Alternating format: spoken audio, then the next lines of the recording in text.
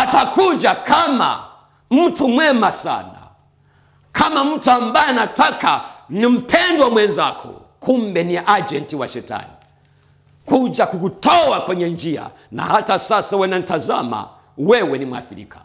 Haleluya, haleluya. Sasa sikiliza,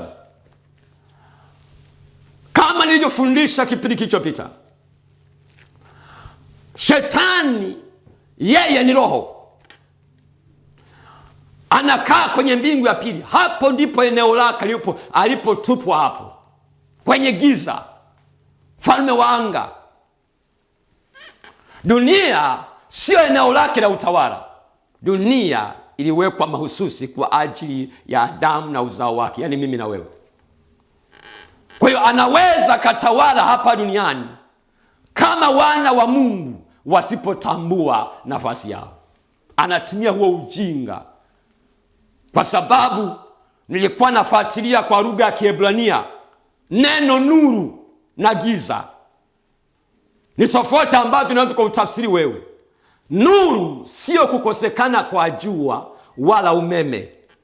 Nuru, tafsiri ya Kiebrania wametumia neno owri, O-W-R, wakiwa na maanisha maarifa sahihi au taarifa sahihi.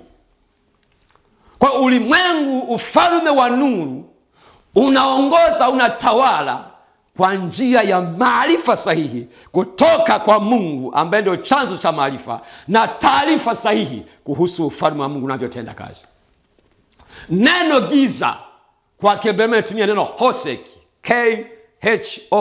K-H-O-S-E-K, hosek, wakiona maanisha ujinga au pasipo maarifa sahihi au pasipo na taarifa sahihi, kwa lugha rahisi uongo. Kwa hiyo ufalme wa giza wenyewe unaongozwa, unatawala kwa kupotosha